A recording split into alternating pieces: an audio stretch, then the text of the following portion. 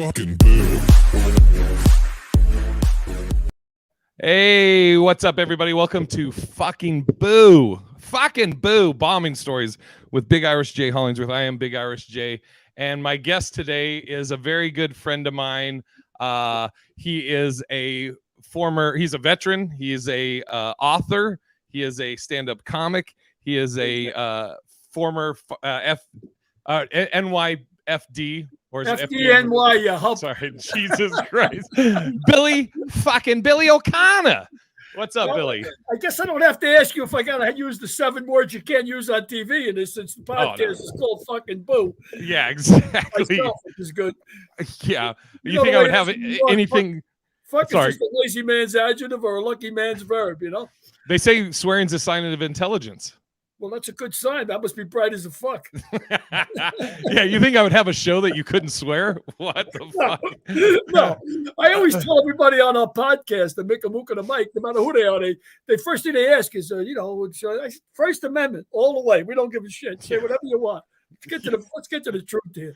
Is it? Yeah, that is the first one. Freedom of press too, right? I watch these First Amendment auditors. RASP is the way to remember it. RASPP. Religion, assembly, speech, press, and petition to government. RASP. 5 guaranteed by the First Amendment.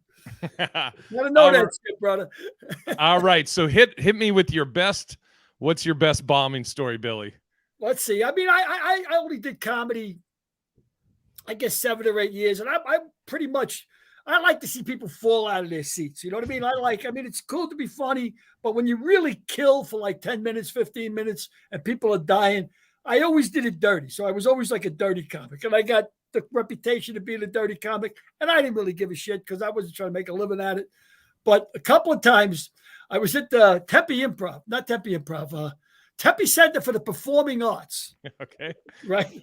And Tony Visage, I know you know Tony, right? Tony was running the show, and he says, "Look, Bill, you're headlining. I know you're a dirty comic." He says, "But listen to me. You're much better off being clean with this audience. You know, you're way ahead of the game." So I didn't have a lot of clean. You know, maybe I had 10 minutes clean. I'm supposed to do 40 minutes. You know. So I come out. And I say, "You know what? Maybe I could do a little political shit. I know a little political shit. Maybe I could throw that in there." And Romney was running against Obama at the time, right? So I said, "I'll do Mormon jokes. You know, fuck it. I'll do, a whole lot of magic underwear jokes and shit like that, you know, and ad lib a lot." So I come out and I'm telling you, maybe 150 people, not a lot of people, but all dressed in the nines, minks, tuxedos, like they just came back from a ball or something, you know? So I go up there and I say, "Okay, now be clean," you know. And this is the deal about knowing your audience, you know. They tell you that every golf match is won or lost on the first tee. You know, how many strokes you get, you know. And that's the same thing with comedy, I think, or public speaking. Know your fucking audience. Know who you're talking to. So I didn't know who I was talking to. I just thought they were well-dressed. So I come out and I start doing, right off the bat, Obama and Romney jokes, and I see the faces just drop. Like, you know, the first one is silence, and it looks like, you know, in Springtime for Hitler in that movie, the producers, when they first come out and you look at the audience and they're all like this, you know. And that's when I said, "I'm fucked." And I went down that road. I went 4 or 5 minutes down that road, and I said, I'm fucked. I'm not going to get these people back. Turns out later on, I find out that it's a Mormon hospital.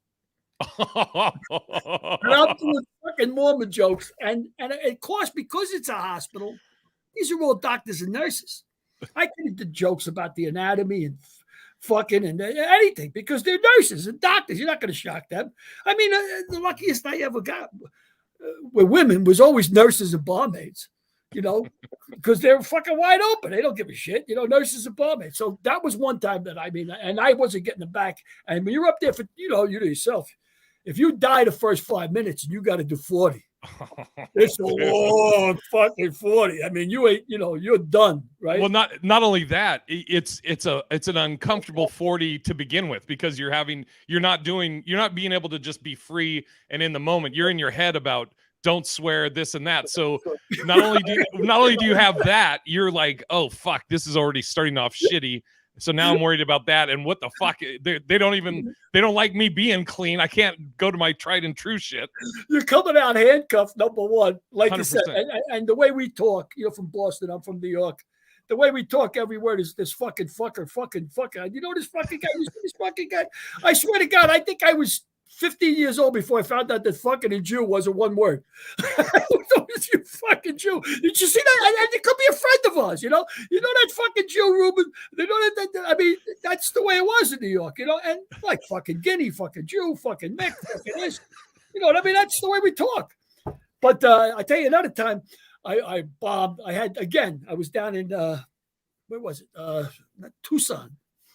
And I'm doing this event and I'm headlining, and the guy's like maybe 300 people, and I got to do 40 minutes clean. Wait. Before you tell the Tucson story, I want to finish the other one. Because you didn't, I fucking died. It was no way getting the back. I mean, I would have ate shit for 40 minutes. So at the end of it, when I'm assuming you were like, "Hey, thanks for coming." Were people just like looking at you like you were the Antichrist? And God bless America. Nobody ever boos. God bless America. Your last chance to. Oh, let's hear it for the vets. Yeah, dude. What happened? Like at the end of it, like, did Tony say anything to you or? Tony said, I said, "Why did you fucking?" I said to him, "I said, what the fucking tell me they were Mormons? I said, what the fuck is the matter with you?" I just you should have gave me a heads up. He's fucking. I didn't know you were gonna do fucking political jokes. I said, "Yeah, I never see you do." I said, "Well, I had to do something, you know." You know, because usually I open up with jokes about pussy. I do. I told this chick one time, I said, "You know, I'm getting this comedy thing pretty good. I think I could do 40 minutes on pussy." She says to me, "We should do 40 minutes on my pussy." Said, it's a metaphor. It's a fucking metaphor. Don't get your hopes up. Okay, all right. So Tucson, you're 300, so 300 people. Yeah, now backstage, and I'm the headliner. And they got a couple opening acts, and they're not very good, but they're doing 10 minutes apiece. And now I'm ready, and I'm really piecing together 40 minutes clean, which ain't easy for me because I don't have a lot of clean. But, you know, a lot of the clean I had was handicap jokes. But wait a second.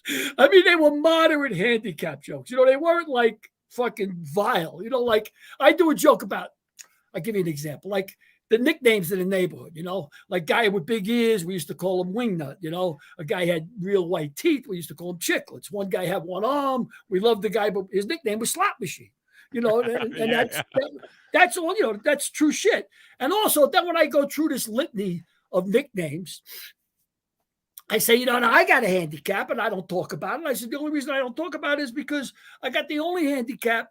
As soon as you tell people you got, they demand you demonstrate it, you know. I said, I'm colorblind. And as soon as you tell somebody you're colorblind, the first thing they do is, yeah, what color you think this is? What color you think this is? What color you think this? I said, not a fucking superpower. It's a handicap, right? I mean, if I had polio, you wouldn't say, hey, you got polio? Try and walk over here, right? So, I mean, they're mild jokes about handicap. But nevertheless, I can do about 10 or 12 minutes of that. Now, I'm trying to do 40 minutes clean. And that 12 minutes. Which, by the way, that set, you're handicapped. Having to do it clean. Exactly. Yeah. So now I'm backstage. I'm trying to piece together 40 minutes. I said, if I do this story and stretch it, maybe I can get 10 out of this. It's usually a 5-minute story. I'm not looking to kill here. I'm just looking to survive, you know? Like, I don't expect people falling out of their seats. I'm just looking to get through this, sell a few books, get the hell out of there, and call it a night, right? They pay me $150 or whatever. All right. So now I'm backstage. They do the 2 opening acts, and now the guy says, before we bring out your headliner, and this is true as God, you can't make this shit up. And you know it's true because you can't make this shit up. I ain't that good to write it. Before we bring out your headliner, we have a young lady who's never tried comedy before, but she's written a new book about what it's like to be an airline pilot with no arms. Oh, my God. And I go, what the fuck? And this chick comes out on stage with no fucking arms. I mean, she looked like a beach pole, you know, there was no stems, you know. and she actually was an airplane pilot. She used to use her feet. You know, she fuck that. I swear, I'm like, I'm all for, empowering up, but dude, if I'm walking on a plane, put a few ramps in, but you got to lay back with the airplane pilot with no arms, right? But now I'm backstage and I says, I'm fucked. I mean, it goes 12 minutes of material. I can't come out and do a joke about a guy with one arm when this chick is up there with no fucking arm. I mean, I'm fucked. I'm almost throwing up back there. I feel like I'm the comic after 5 minutes after 9/11 happened. Like, what the fuck do I do now? I mean, I'm done. And all you have is architecture jokes. Oh, I was fucked. I come out. I was ready to start going into a song and dance act. You know, I didn't know what to do out there, and I died. But one of the comic that I brought with me to open, this guy Gabe, and he said, you really did a lot of new stuff up there. I said, yeah.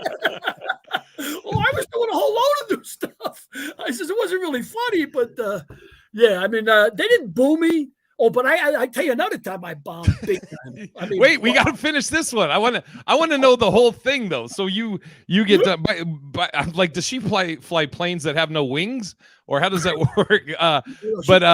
Private plane. And she just does pedals like a car, like people do in the cars. Yeah, she's got the things for her feet. I mean, I look. Good for her, but I mean, dude, imagine she goes up alone a lot. You should have opened with, "Hey, give her a hand or two." Give her a hand or two hands. Yeah. Can you come out and play? We need a third base. Yeah. Yeah. Now, when you so you go out there and you're like all this. You've like, and then, by the way, this Tucson gig is after the Mormon gig. Oh yeah. Okay, well, so I'm thinking that you were like, okay, I'm going to try this again, 40 clean. I've learned from my mistake. I'm going to prepare. And then you're like, I got this handicap stuff. It'll be fine. 12, 15 minutes of handicap stuff, which is the majority of my bit. Right? And then you see her and you're like, what the fuck? Oh, no. Like, I mean, and that in comedy, right? It tells you, and you've been in the game a long time and you know the deal. You can't prepare for what the fuck is going to happen because you never know what the fuck is going to happen.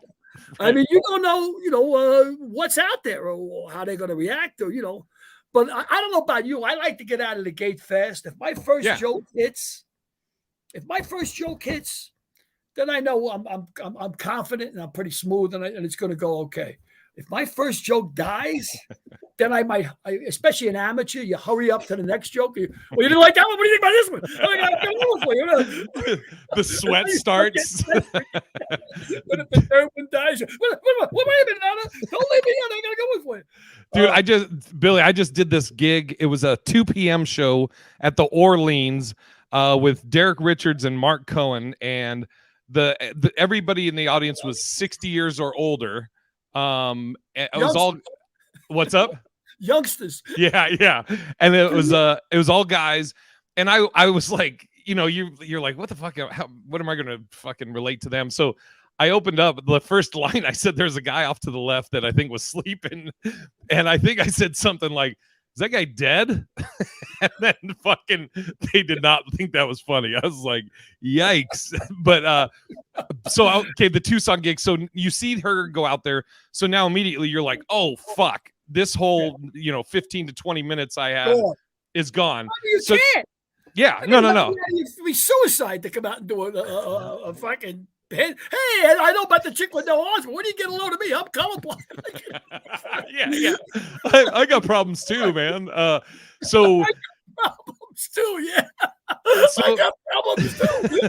So do you immediately just start going through your notes or racking your brain, or are you just like? I was trying to do anything. I was trying to come up with old fucking jokes I might have heard, and the problem with the old jokes that I know, majority of them, we told in the 50s and the 60s, and they were all fucking Guinea jokes, Jew jokes. They were all insulting jokes, Irish jokes. I mean, I grew up in the streets. That was the deal, So you, what did you? Do you remember what you opened with?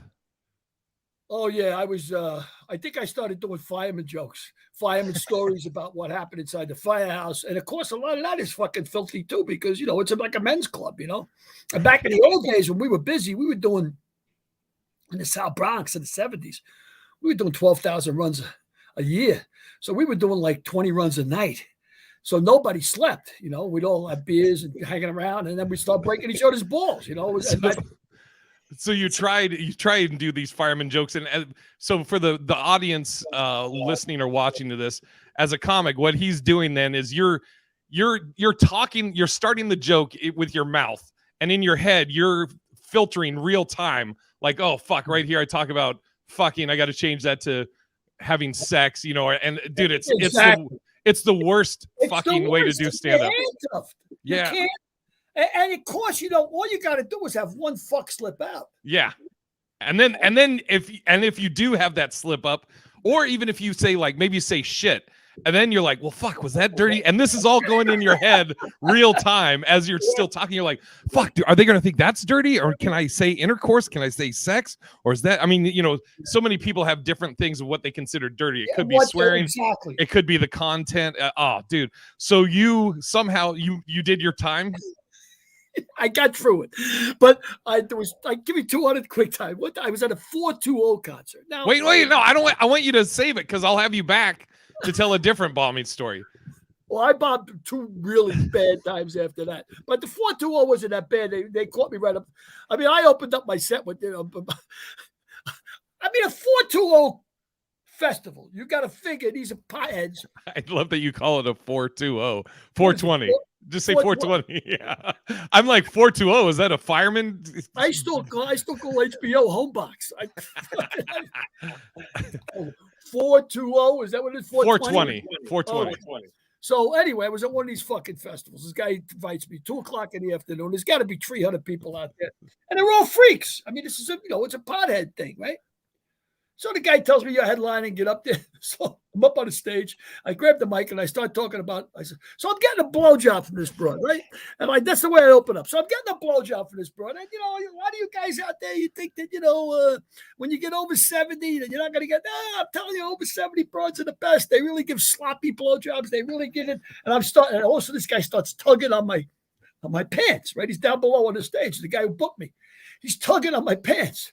And I said, yeah, the mic works. I said, you can hear me fine. I said, don't worry about it. The mic. He goes, no. I said, yeah, the mic's fine. So anyway, they spit on it, they smack it, they swallow it. He goes, I'm telling you. And the guy says to me, he's still tugging. I said, what? He goes, it's a clean show. Oh my God. I said, why didn't you tell me in the beginning? I said, what do you? I mean, that's just the way I opened up. And he's you should have right then just gone, good night, everybody. Enjoy your pot. Yeah, I thought he was bitching about the mic or something. So here's my question we'll do on the Tucson one, or maybe the first story and the Tucson one.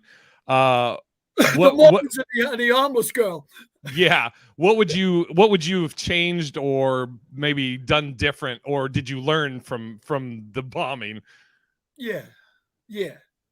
I learned, the most important thing I learned, and this is public speaking, really in public speaking, know your audience. Yeah. That's the number one rule. I mean, in anything, know your audience. And why they tell you in public speaking, matter of fact, in educational methodology, when you're teaching, the first thing they tell you is, why should they listen to you? What's in it for them? What's in it for them? Why should a class of 60 people listen to you, what you've got to say? What's in it for them? You got to tell them why it's going to be important for them to listen, why this means something. And it's the same thing in comedy. Why should they listen to you? Who the fuck are you? Like, you want to be funny. You want to come out of the gate fast, but by the same token, you got to know your audience. Like, obviously, you're not going to go to a preschool. These old broads, they spit on it. Yeah, they swallow it. They spit on it. They rub it against their face. I mean, they sell it, Yeah. Know your audience. That's good. That joke I used to do in a black audience. Whenever I had a black audience, I used to tell that joke, because the punchline is, I see a lot of young people out there, and I hope I didn't insult anybody's grandmother because that's who's probably blowing me. And with black guys, they got this affinity with their grandmothers. They always go, "Oh no, man!" Jesus. They all look down like, "Oh man." You also had an affinity for their grandmother, apparently. So, all right. I want to first thank you for coming on, Billy. And like I said, I'm going to have you back and tell some other bombing stories. But what? Okay, so plug your podcast and your book. And be on our podcast December 4th. I got Big Irish J Hollingsworth coming on our podcast. You're only our third comic. Actually, we had Bubba Gilliam was on, the guy from Blazing Saddles. You know, the guy who does the fart scene. Oh yeah. And Paul Verzi was on, and of course, Cole's great, a buddy of mine. And you're only our fourth comic, but we've been doing it over a year now. We've had and it's called a Mick, which is me, a Mook, which is my buddy, Italian producer, and Mook is Italian for Egypt. The Irish say it, Egypt, idiot. So it's a Mick, a Mook, and a Mike. And JJ's going to be on it. And matter of fact, the day you're on it, we're filming too. We have Dan Issel, NBA All-Star. Oh yeah. So you're in good company. We've had amazing guests. We've did David Scott, one of the only 4 living astronauts. We've had, just great guests. Artis Gilmore, he was a great guest. We've had some really good, and you're going to be right up there with him because you're always a pleasure to talk to you. Oh yeah, it'll be a Mick, and a Mook. A Mick, a Mook. And plug your books, both your books. I got 5 books now. My first one is Confessions of a Bronx Bookie, which, I got 5 now, man. Confessions of a Bronx Bookie. My second book was The Mick, about 9/11. My third book I wrote in coordination with Frank Pace, my partner on the podcast. He's a 5-time Emmy producer. He produced Murphy Brown. He did Head of the Class. He did the Don Rickles Show. He did and just a lot of really high quality stuff. And he produces the podcast. And I wrote in coordination with him his life story, If These Lips Could Talk. And then I wrote a book, Lamar's Gamble, about the 1969 Super Bowl being fixed. Oh yeah. The connection, is that out? The connection of the NFL and the mob. And Bill Burr gave me a nice. Yeah, is that out right now? Yeah, it's out. I'll send you a copy. Send me your address. I'll sign one and send you out. If you like football, man. Yeah, you've been telling me about this behind the scenes for the longest. Yeah, well, not only that, but it was published by Acclaim, and I make a lot of accusations in this thing. I mean, this is like, but I can prove it. I mean, all the guys that started the NFL, all the owners, they were all hooked up with Meyer Lansky, all hooked up with the mob. I can fucking prove it. It's there in black and white. I did the research. And as a matter of fact, on our podcast one day, the very first commissioner. This is the longest plug ever. You fuck. Save it. Save this shit. Bert Bell was the commissioner, the first commissioner in the NFL. And his son, Upton Bell, was on our podcast. And he said everything in his fucking book is on the level. Everything happened. Everything was true. So no matter who tries to sue me or whatever, I got the fucking goods. And I'll send you a copy of it. It's called Lamar's Gamble. My other book is called Combustible. I got 5 out now, and we'll see what happens. And do you have a website? Oh, I do. The website you can get anything is on is a Mick and a Mike.com. A Mick a Mook and a Mike.com. All right. And who loves you? Who loves you? You fuck. Who loves you? I love you, Billy. You're the best. I love you, brother. If you slow dance, we'd be living happy. Everybody go follow Billy, listen to his podcast, get his books. The books are amazing. They get great. I mean, they're highly acclaimed, very good reviews. I did that. You know, the NFL book, we got good plugs from Dwight Hicks from the NFL. Dwight Hicks and the Hot Licks. He gave us said on the money, man. Great book. He said I loved it, and then a chick, Mary McNamara, who won a Pulitzer Prize, read it and said, "Fucking terrific book." So well, I love you, Billy. I will see you. I'll see you here virtually in a few days or a few weeks for your podcast. Me and Jay. It's always a pleasure to talk to you, brother, on the camera or off the camera. That's right. And for the listeners, bon voyage.